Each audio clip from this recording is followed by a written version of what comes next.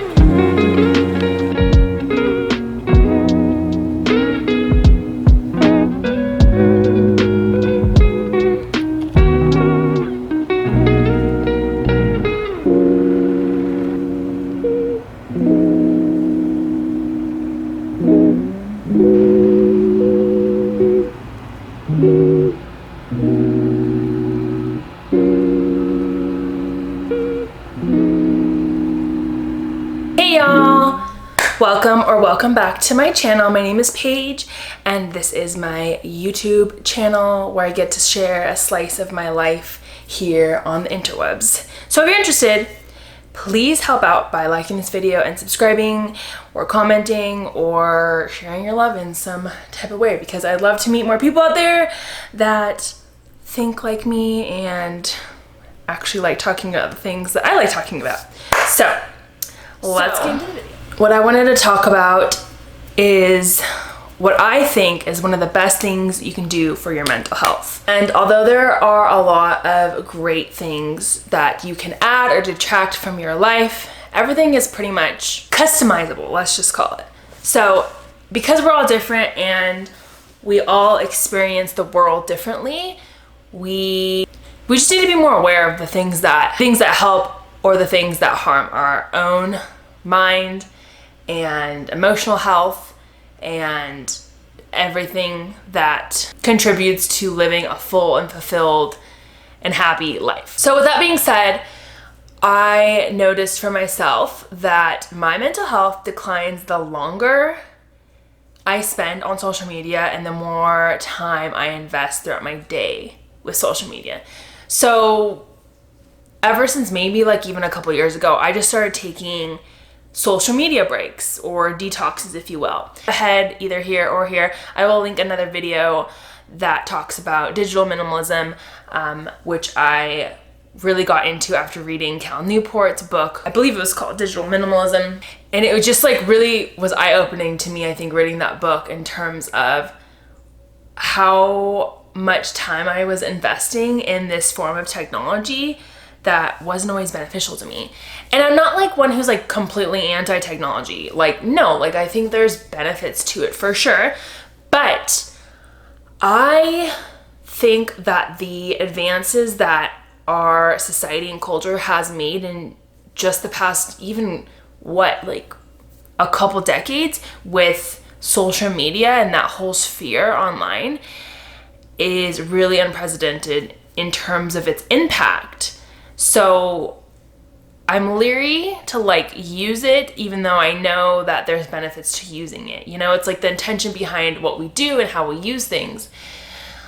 But the caveat is that these types of social media apps and websites, and they were all created basically to exploit our attention. So even if we think consciously that, okay, I'm only going to use it for this purpose, subconsciously we are being so manipulated, and I hate that.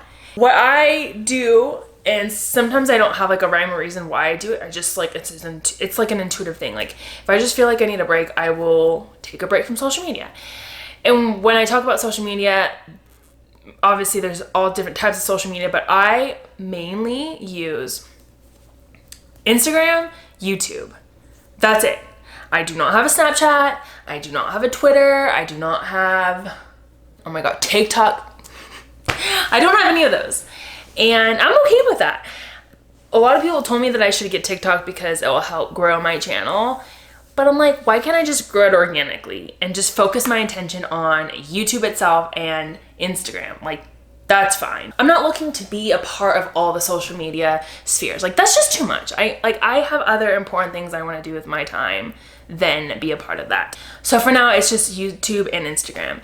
And so back in July, I decided to take a couple weeks off from Instagram because I was just feeling so overwhelmed and it wasn't serving me, and I knew I just needed to like let go of it.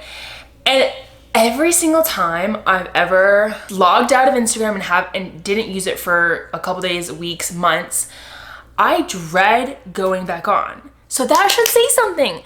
And I remember the feeling of like August 1st coming, and I just had said like, oh, okay, August is coming. I want to do like my monthly intentional video or reel, whatever, and get back onto YouTube. So I guess I'll get back onto Instagram. And the closer that August 1st came, I was just like, oh, but do I really want to go back on? Do I really want to see what I've missed or have to respond to all these messages? Yada, yada, yada. So that in and of itself was just an interesting thought process I was going through. And I was like, yeah, this is saying something. Like maybe we don't resonate with social media, and maybe it isn't something we should be using a lot. I don't know. And this whole topic kind of aligns with the topic I mentioned in the last video I posted. If you haven't seen that, check it out. It's about extreme minimalism, but really it's about deciding for ourselves what is essential to our life and what isn't. And if that makes somebody an extreme minimalist, that's not a bad thing. So for me, it's like I have to keep reminding myself and asking the question, what is the most essential thing in my life? Which can change. And granted, it's unique to everyone. And we're all at different paths and journeys in our lives. So for me, it's like, okay, if social media and spending my energy consuming rather than creating is more important, then fair, I will accept that, and that's what I'm gonna do. But if it's not, then okay, let's reevaluate, course correct, figure out what it is that I need to let go of to make more of in some other aspect of my life. And yeah, that question has just been such a great guiding force in my life. And that question I got from the book Essentialism, which I did talk about in the last video, which also I think helped fuel this journey that I took with no social media, or at least no Instagram. Like, granted, I wasn't actively on YouTube, but I still can watch videos here and there if people send me videos and stuff like that. By letting go of Instagram, I noticed, even with just a couple weeks, I noticed how much more time I felt like I had in the day doing other things that I really wanted to do, you know? Sometimes I feel like we get so busy, and the common narrative is like, oh, I'm so busy. Oh, I'm just so busy. I'm so stressed. So many things to do. Oh, work is just a lot. Okay, but why does it have to be that way? Why do we feel so busy doing something that we don't even want to do just because we're making money, and then we lose all the time that we could have in the day to do things that we really want to do? I honestly feel like turning 30 literally like opened something in my mind where I'm just like thinking all these like really intense existential questions that I may not have answers to now or ever, but it's just something that I'm just like, huh. Okay, that's interesting. Yeah, life is crazy, man. And something that I really, really love doing, I know that sounds crazy, but seriously, like I crave doing it, is meditation. And when I do get too busy and don't meditate, I notice a difference. So without having that need to check Instagram and scroll endlessly, it opened up all this time to just meditate and sit with myself for once, you know, and stop thinking about what everyone else is doing in their lives and just sit with what I'm doing in my life and how I'm feeling about it and all these emotions that I've been suppressing. Like, meditation, man, like if you can afford therapy, seriously, just meditate. I swear to God, it's the best thing you can do. besides getting off social media would be meditating. And a great app that I've talked about before in other videos, hands down, is Insight Timer. It's the best free meditation app I have found. I personally use this app for, I think it's been over a decade now. Something about it has just been so comforting going back to day in and day out. And I love that they have quotes and that I can meditate on a quote or just like use that quote's wisdom throughout my day. And I love it. Like, hands down, Insight Timer. Check it out. I'll put a link down in the description box below. Just download it and try it for yourself. Like, even if you're doing a minute a day, that's better than not a minute. Like, meditation doesn't have to be 20 minutes every day where you're sitting down and not thinking about anything.